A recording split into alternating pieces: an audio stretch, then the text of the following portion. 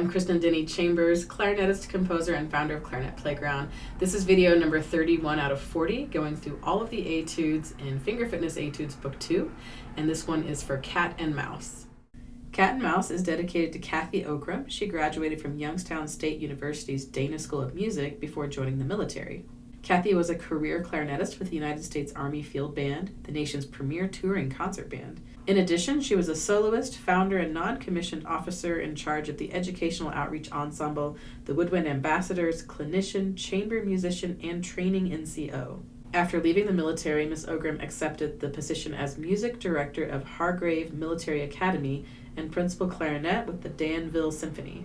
Cathy is an active instructor for music and arts, and she's also a founding member of Grenazilla Clarinet Quartet, and also performs with the Tidewater Winds, Virginia Wind Symphony, Omega Recording Studios, Washington Winds, Sound Surge Recording Studio, among other groups. I'll be sure to put her complete bio in the notes so you can read more about Cathy. I had seen Cathy for years from a distance playing at ICA with her quartet and other ensembles, but I'd never actually really met her. When the pandemic hit, she was very involved in some of the online clarinet groups, and that's how we started to interact. Be sure to check out her YouTube channel. She has tons of fun videos that you can check out. Let's take a look at the music. At the bottom of each page in this book, you'll find one or two practice tips. For this one, there are two characters or tempi. Slyly is slow and sneaky for the cat, and scampering is quick and light for the mouse. At the top of the page, there are two finger drills. These are very important to practice because this is what is folded into the etude as the thing you're working on. So the first drill, we have D to G sharp. So we want to think about lifting and leaning at the same time. What we want to avoid is sort of lifting and then going to the G sharp key. So get in the habit of just leaning into that.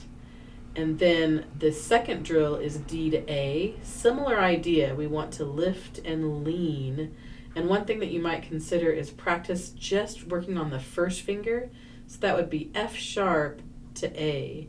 Just working on that lean. And you could make that its own finger drill too, and then go back to the drills on the page.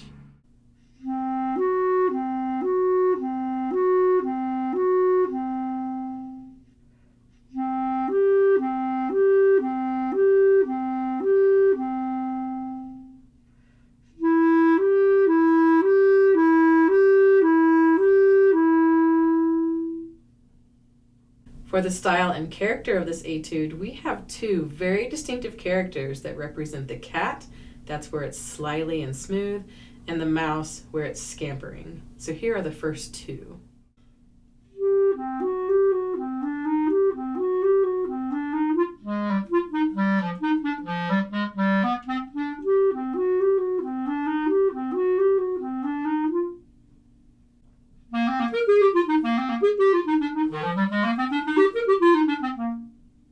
For the rhythms in this etude, we have mostly running 16th notes, but there are also some dotted 8th 16ths, 8th to 16ths, 8th notes on their own, quarter notes, a pair of half notes, and some grace notes. In measure 4, we have constant 16th notes ending with a quarter note, and we're at the sly and slowly section, so we would count it a little bit slower. 1 T teta, 2 T teta, 3 T teta, 4.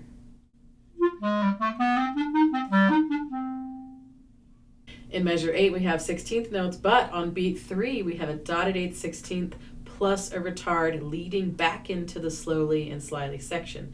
So measure 8 is the tail end of a scampering section. So we would start counting that kind of quickly and then count slowly to account for the retard.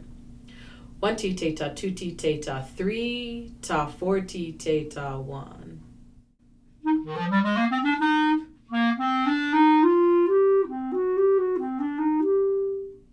Measure 13, we have 8th 2 16ths and 8th notes. And this is the quicker section, so we would count that. 1 teta, 2 te, 3 teta, 4 te, 1.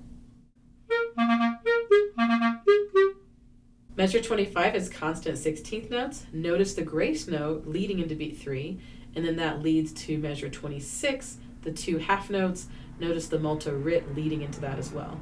So when you count, allow for the molto rit, and that helps you prepare for that. So I would count 1 T teta, 2 T teta, 3 T teta, 4 T teta, 1, 3. I don't have a counting syllable for the grace note, but we'll just play it and you'll see what it sounds like.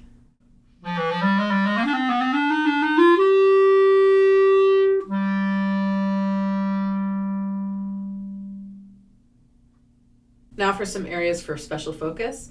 The beginning will keep you plenty busy with the drill intervals, articulations, and you need some really good throat tone agility through there. And the articulations really throughout the etude, especially in the scampering sections, you're going to find a lot of mixed articulation, so be ready for that. But let's take a look at this opening line. We start with the notes that are from the drill. So we have A, D, G sharp, A, G sharp, D, E, F, A, D, G sharp, A, G sharp, D, E, F. So that is quite a twister, and it makes you really work on your throat tones. And then in measure 2, we have the mixed articulation and the larger leaps. So G, B flat, A, G, F, A, G, F, E, G, A, B flat, A, C sharp, D, E, A. And then we're back to that opening measure.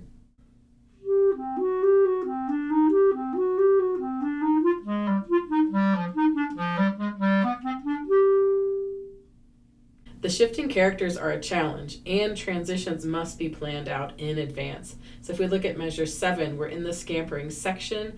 Measure 8, we start a retard leading back to the slyly and slower. So we want to really plan ahead for that and figure out our pacing. That's going to work for us.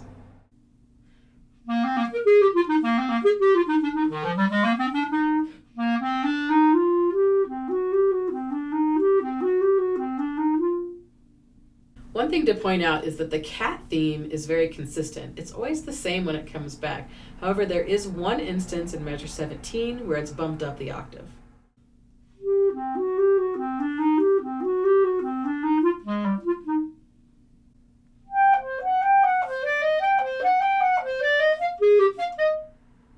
And then the fun part is the mouse theme is different each time. So it comes back 3 times and it's different each time. So I'll play measure 5, 13, and then 21.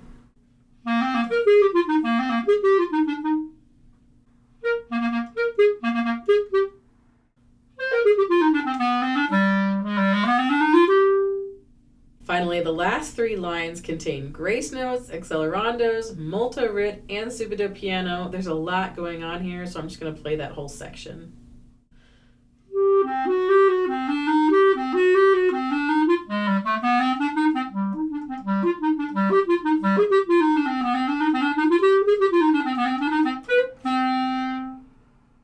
Keep in mind that there is a low C version of this etude on page 60. I always say learn the original one first, and the mouse theme and the ending highlight the low auxiliary keys the most. Now for some final thoughts. I think the biggest challenge in cat and mouse is the shifting characters. You have to really plan and feel ahead for each shift. Do your best to imagine a cat and a mouse sort of chasing each other in your mind as you set the scene. And a great way to practice the 2 different characters is to isolate and just practice each cat appearance and then just practice each mouse appearance. This will help you have a tempo chosen for each one, so it's easy to shift back and forth between the 2. To listen to a beautiful recording of this etude and all other etudes from this book, head over to my website, clarinetplayground.com. Trevor Stewart has recorded all 40 etudes beautifully, and they are available for purchase there on my website. Feel free to join us in the Clarinet Playground group on Facebook where we play and post for each other. And head over to my website at clarinetplayground.com for more fun music and books. Thank you so much.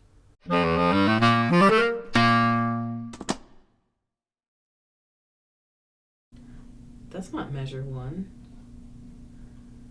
That is measure 4. That needs to be fixed.